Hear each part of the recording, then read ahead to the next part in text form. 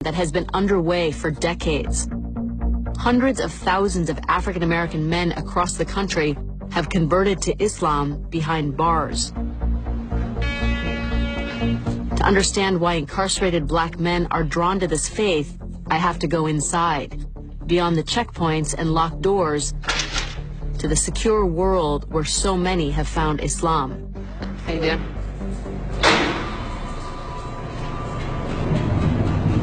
Allahu Akbar, Allahu Akbar, Allahu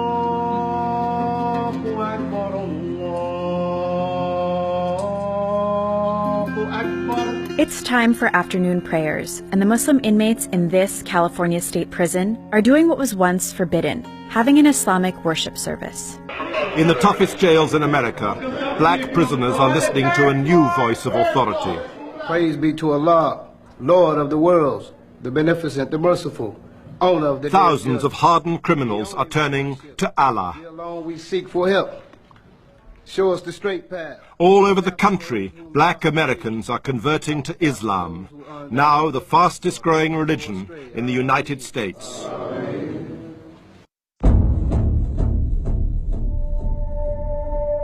Allahu Akbar.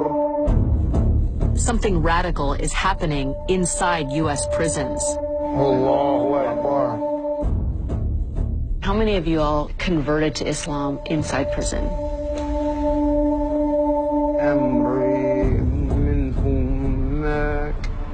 Once you study the truth, What was it about Islam that resonated with these men? It allows them to be men. Islam transforms heart. It changes the person totally. But this isn't just about the lives Islam touches in prison. We are leaders. We are a community. Islam has been in this country for more than a century. It's about a community in America that has practiced the faith for generations. We are not a new face to Islam. But despite its history here, Islam is still deeply misunderstood. I do not feel oppressed. We love our brothers. We do. We really do. So yes, something radical is going on, but it's not what you think. Of the 3,832 inmates at Solano Prison, the chaplain estimates about 5% are practicing Muslims. The prison doesn't track religious identity, partly because it's so fluid. How many of you have been here more than once? How many of you have been here more than 5 times?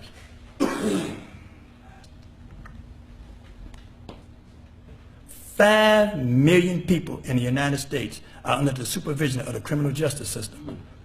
If it continues to increase, this number will soon rival the 6 million enrolled in the nation's higher education system. Frightening.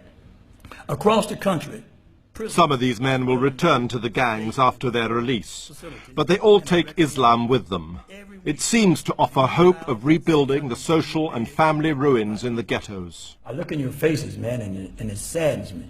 Because every time I look at you, I see a fatherless child. How many of you have children? If you're in here, who's guiding your babies?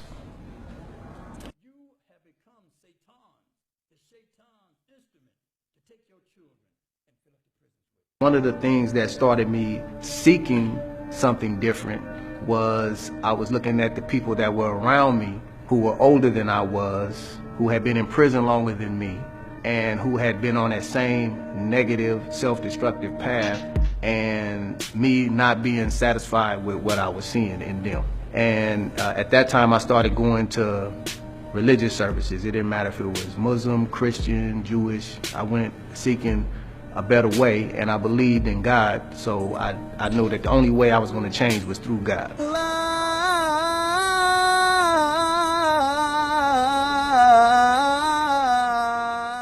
In a district of Chicago known as Terror Town, the Imam or priest, Rami Mohammed, leads Friday prayers. Rami spent 5 years as a U.S. Marine. He taught himself Arabic and converted to Islam while working as a prison guard. If thou hast willed our defeat, thou will be worshipped no more. Amin was once charged with a double murder. He's one of several former gang members who attend the mosque. Allah subhanahu will suffice you. Nashhadu an la ilaha illallah wahdahu la sharika lahu. Lahul mulku wa lahul hamdu yuhyi wa yumeet.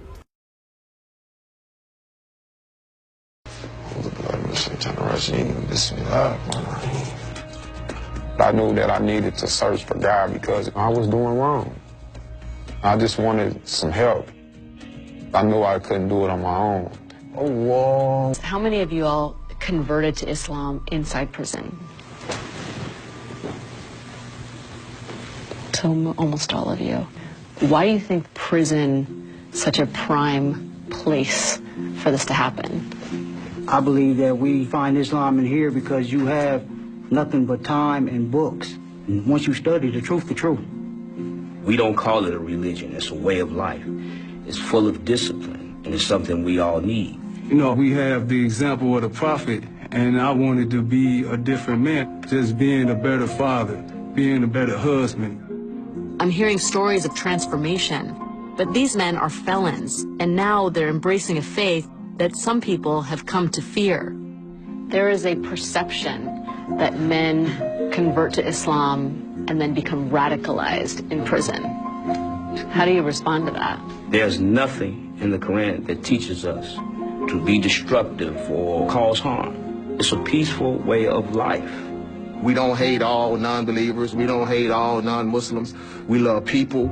We love safety and security just like everybody else. So our responsibility as Muslims, when we get out, we have to show them that Islam is not what they generally see in the media.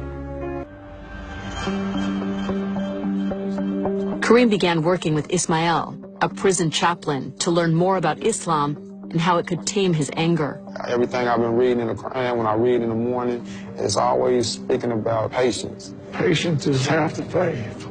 Things are going to come to you if you believe in Allah and you rely on Him.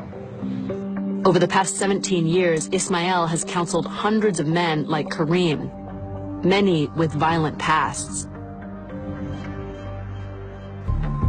Islam is founded on discipline and faith. Alcohol, drugs, and sex outside of marriage are forbidden. Moral virtues such as truthfulness, kindness, and patience are guiding principles. Allahu Akbar, Allahu Akbar, la ilaha illallah. Kareem and his fellow Muslims have spent years developing those qualities in themselves. Once a week, they come together in prayer. Allahu Akbar. Allahu Akbar. The sincerity and the brotherhood that these brothers show is just so strong because that's all we have. For Kareem, one of the initial draws to the faith was that the Prophet Muhammad had companions who were the lowest members of society. His followers were outcasts. They were like us. Assalamu alaikum wa rahmatullah.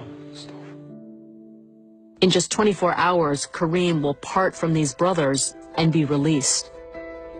Structure and discipline have been easy to maintain within the strict confines of prison. But the outside world is filled with temptation. Many men try to make it and fail. When you get out there, the challenges are going to be outrageous. You're going to be tested.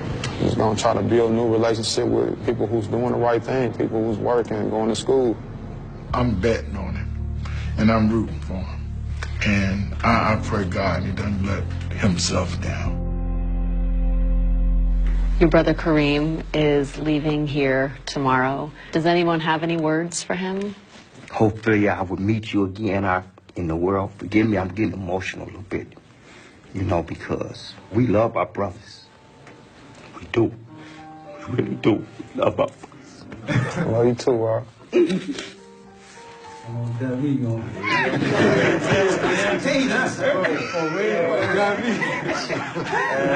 Muslims are allowed to cry, come on. But in prison, you're supposed to have this manly facade that you're never supposed to cry, but We do, man. We do cry.